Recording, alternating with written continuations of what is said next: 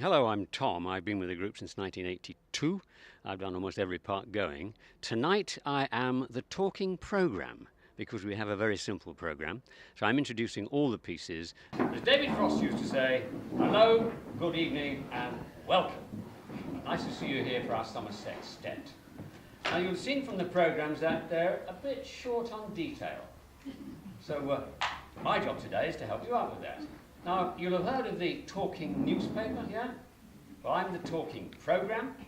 Not only the talking programme, but the rhyming programme.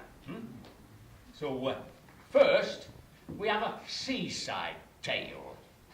Beryl and Doris, day trippers, eh? They brought their picnics and their sun cream. Not sure about iced lollies. But soon, their peaceful spot is spoiled by a simply shocking surprise. Our two northern lassies can scarce believe their eyes. Day trippers. My name's Lisa Mossawhite now, and I'm playing Doris in Day Trippers, which is a short sketch about two ladies that are on a work outing to the seaside. Well, it was you who said you fancied a quiet spot, Doris. Oh, but not too quiet. Make up your mind. Oh, I thought one or two of the others were following. Like who? Well, like anyone, I mean, they've all gone the other. My name is Tina. I'm a member of St Mark's Players. This evening I am in a play called The Day Trippers, and I play the part of Beryl. It features Beryl and Doris, who are on a day trip from their work on a coach trip to the seaside. And it turns out really quite unexpectedly for them, or certainly for Beryl, that's for sure, as Doris turns out to be somebody she wasn't quite expecting. And it's funny, very funny in parts. We have a picnic and sit by the seaside. Doris is a character who comes across as very anxious. She's very anxious about everything. Beryl is quite bold, and she believes that all the gentlemen at work are really very interested in her. And that is one of the things that comes to a surprising end for Beryl. Now, we meet three ladies who lunch. They sip nothing but Pinot Grigio, but they're a horribly gossipy bunch. There's Louise, Charlotte, Gemma. They drink nothing but best chilled wine, making it clear to everyone that men are nothing but swine. This one's called Chilled Wine. I'm Catherine Saby. I am playing Louise in Chilled Wine. It's about three women who meet up at a bar and sort of have a bit of a gossip. I really enjoyed this play because I get to be someone extremely different from myself whilst having a nice drink of wine. I'm Alison Dodsworth. I'm playing Charlotte today in Chilled Wine, which is a play about three friends meeting up to have a drink and a general gossip. Really fun little play. I've thoroughly enjoyed being in it. So now it's a new you and a new life. Absolutely. I'm off to Italy with my friend on Tuesday. Is she the one who takes you shopping? That's right, only she's a he. A man! Most definitely. Where in Italy? In this play, do you have real wine during the play? Yes. But don't tell anyone. Hi, I'm Jeremy. I'm in Forever True and Ménage à Trois. Forever True is about a man and a woman meeting in a pub, and the man has got this big bowl of fruit for some reason, and he starts making up excuses of why it's there and what he's doing, and it just becomes more and more elaborate until the end. Soon you'll see brought to the table a rather intriguing bowl of fruit. Make of that what you are able. Here we meet a man and a woman. They seem to be playing some sort of game.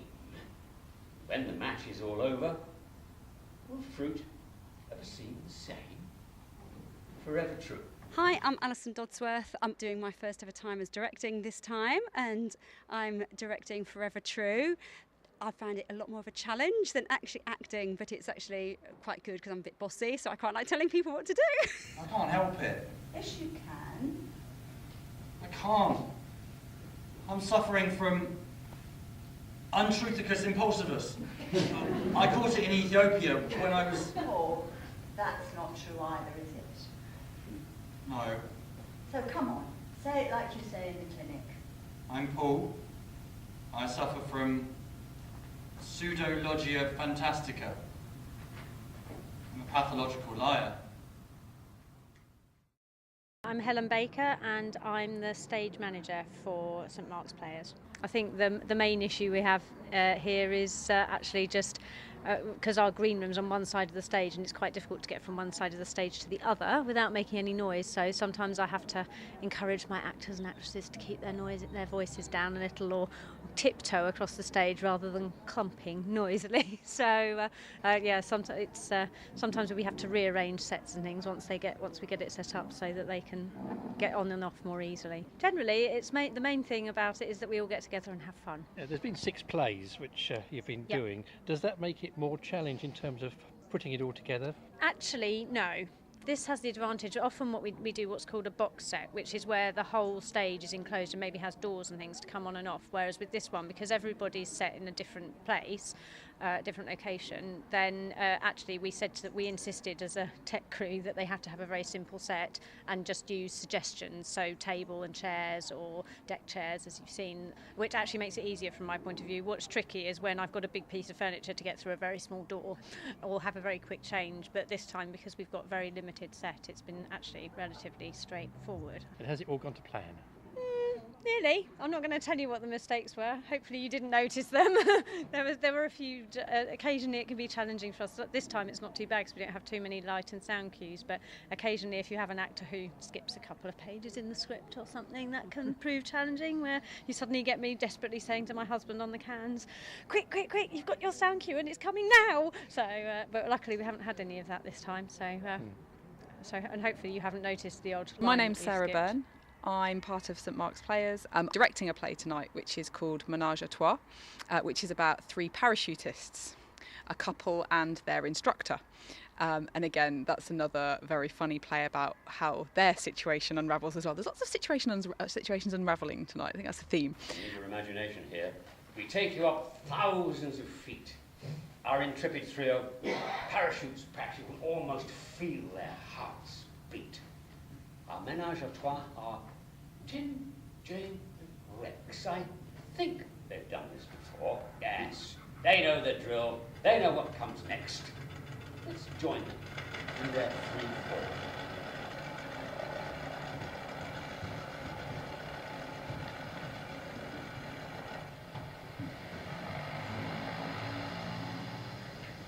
Right, equipment check. Helmet? Check. Goggles? Check. Parachute? Check. Right, we'll be arriving at the drop zone in about 5 minutes, so if you've got any last minute questions. Remind me again, how long are we in free fall before we deploy our parachute? Good question. Right, we'll be making the jump from about 20,000 feet.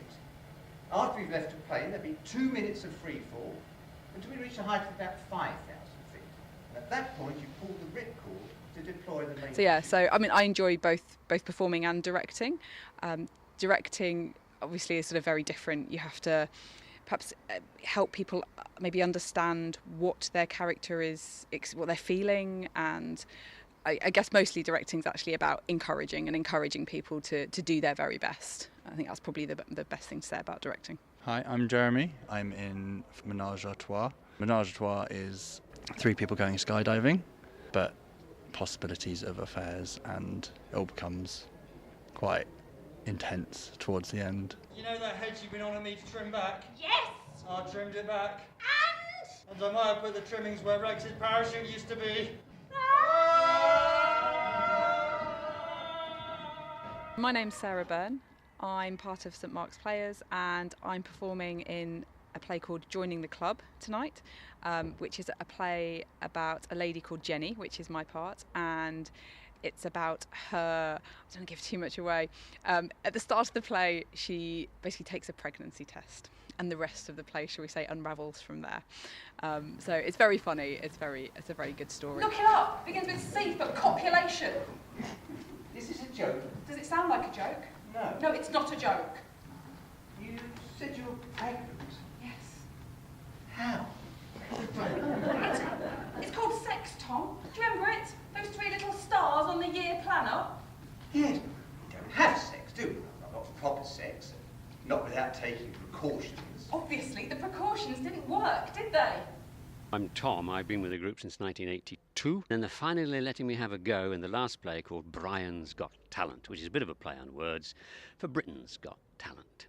It's very short, but it's also quite cleverly put together. And in fact, Maureen and I, who are doing it, are playing it as an old Welsh couple. He has a history of doing talent competitions in the past, and he wants to relive it. She wants to see him on a big stage, and we shall see if it happens. I'm Maureen Peacock. I've just been doing Brian's Got Talent, which is quite a thing on the usual television programme. I play Mary, which is Brian's wife, trying to encourage him. Quite a short little thing, but quite fun. Goodbye, Mr. Chips. Hello to the Codfather of Rock. Oh, very good. I'm sure you're right. Honestly, Mary, I thought you'd be a bit more enthusiastic. You love my singing. Oh, Ryan, you'll be fabulous. You've got a gift. I've no doubt at all that you'll win. Well, so why the long face? It's her. Her who? Amanda Holden. Well, what about her? Oh, she'd be mad wild for you. Putty in your hands. Oh, I never see you again. Oh, don't be so daft. Oh, she'll melt, Brian. You mark my words. It could happen, of course. I'm Peter Jackson. I'm a member of St Mark's Players, and I help with publicity and generally. Tonight I was doing front of house. Been quite a good performance by everyone. A few people forgot their lines, but they seemed to recover it all right. So we were happy with the result.